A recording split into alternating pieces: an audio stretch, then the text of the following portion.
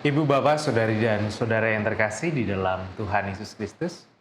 Kembali kita berjumpa di dalam Renungan Mingguan, hari Rabu tanggal 29 April 2026. Saat ini kita akan bersama belajar menghayati firman Tuhan melalui sebuah tema, yaitu merendahkan diri sebagai wujud ketaatan. Sebelum kita akan bersama merenungkannya, mari kita berdoa mohon pimpinan dari Tuhan. Mari kita berdoa.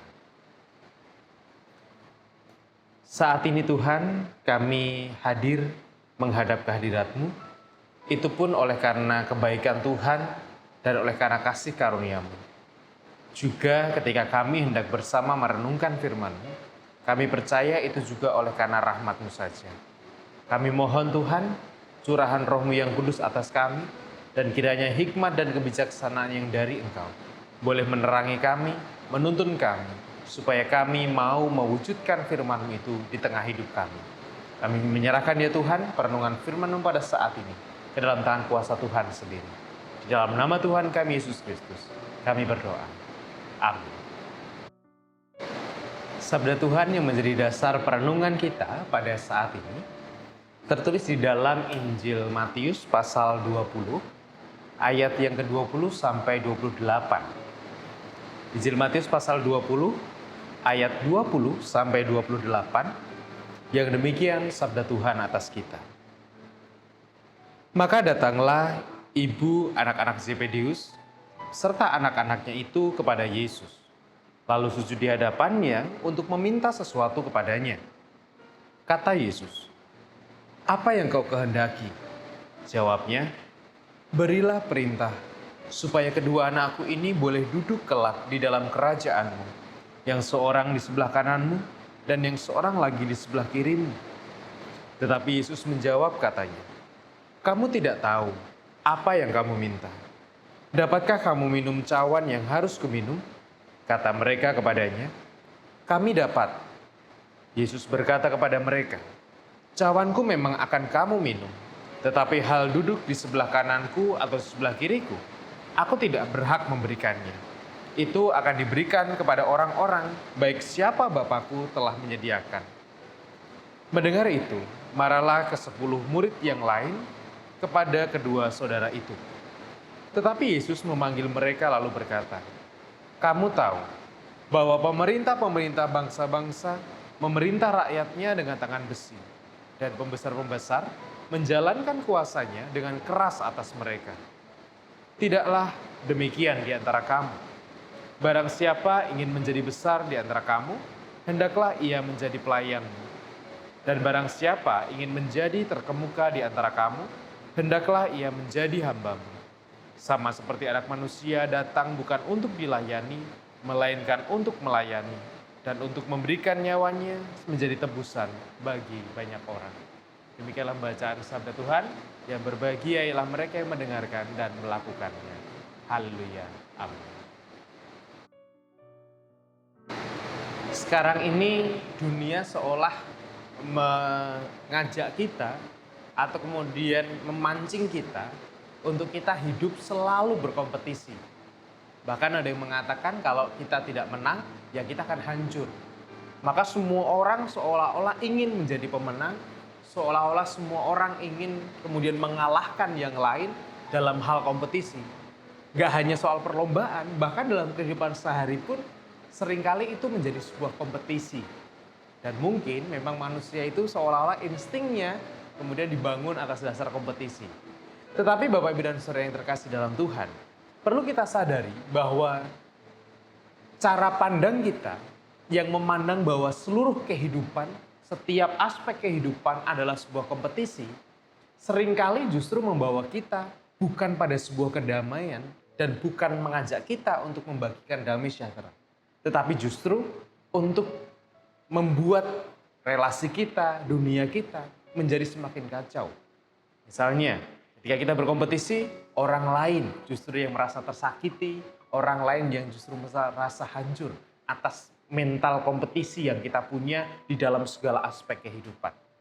Nah, Bapak Ibu dan Saudara yang terkasih dalam Tuhan, dalam teks yang kita baca saat ini, Yesus menunjukkan sebuah perumpamaan yang menarik. Kenapa? Karena perumpamaan ini atau ajaran ini menjadi sebuah perlawanan atas apa yang mereka alami pada masa itu. Ketika semua orang pada waktu itu berlomba-lomba untuk menjadi yang terbaik, menjadi yang terdepan, menjadi yang paling tinggi, menjadi yang paling dihormati, yang paling disegani. Tetapi Yesus justru mengatakan bahwa kalau engkau ingin dianggap yang paling tinggi, maka justru engkau yang harus merendahkan dirimu, engkau yang harus mengontrol dirimu, bahkan engkau harus menjadi pelayan-pelayan di antara yang lain. Kalau engkau ingin dianggap besar, maka engkau harus justru melayani yang lain. Nah, hal ini menunjukkan kepada kita bahwa kompetisi dalam kehidupan tidak selamanya baik. Dalam pertandingan, perlombaan, betul itu sebuah kompetisi. Tetapi kalau dalam percakapan, dalam relasi kita saling ngobrol dengan yang lain, dalam kita hidup dengan seseorang atau orang-orang di sekitar kita, terkadang itu bukan kompetisi. Namun, kita justru menjadikannya sebagai sebuah kompetisi. Kita lebih senang pendapat kita itu yang dianggap menang. Dan orang lain kemudian mengikuti pendapat kita. Sehingga yang terjadi adalah perdebatan yang tidak ada hentinya. Debat, kalau kita mau akui, sebenarnya dasarnya adalah karena ingin mengalahkan yang lain. Kalau dasarnya bukan ingin mengalahkan, pasti yang muncul bukan sebuah debat, tetapi sebuah dialog dan diskusi. Tapi seringkali bersama dengan saudara kita bahkan, kita ingin supaya pokoknya aku yang harus menang, argumentasiku, pemikiranku, pokoknya ideku yang harus mereka ikuti, mereka harus ikut dan tunduk pada ide dan perkataanku. Seringkali itu yang kita lakukan. Padahal Yesus mengatakan bahwa dunia ini bukan soal tentang kompetisi.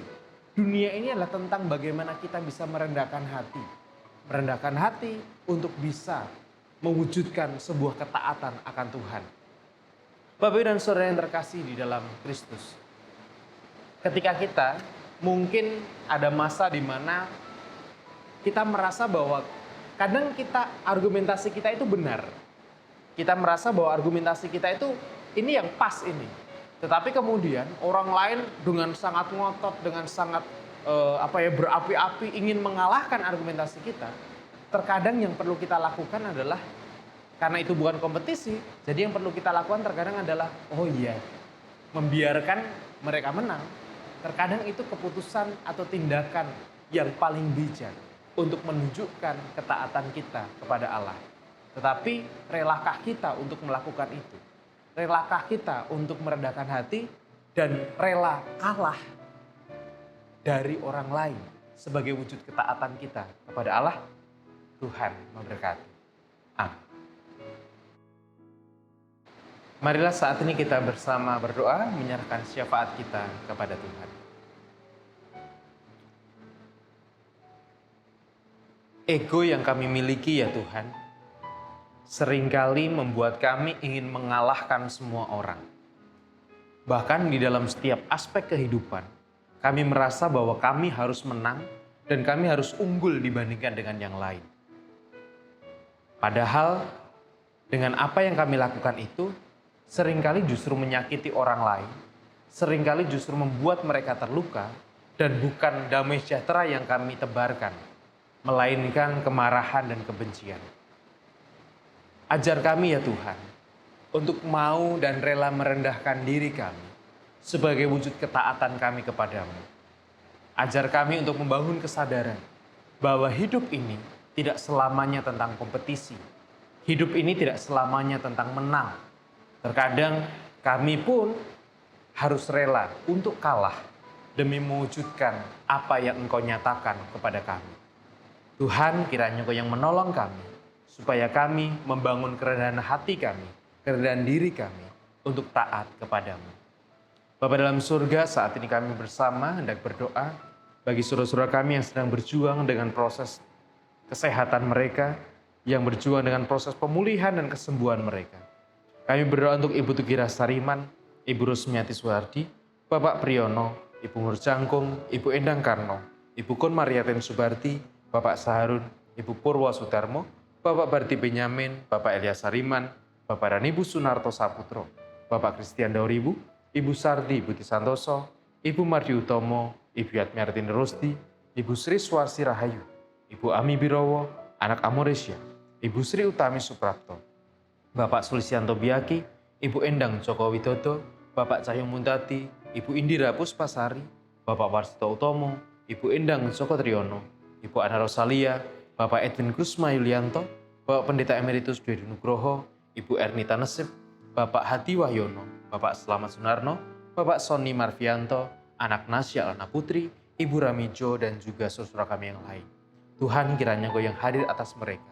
Kiranya penyertaan-Mu boleh senantiasa hadir di dalam setiap proses yang mereka harus upayakan saat ini. Sehingga setiap proses itu mendatangkan kebaikan bagi kesehatan dan kondisi mereka.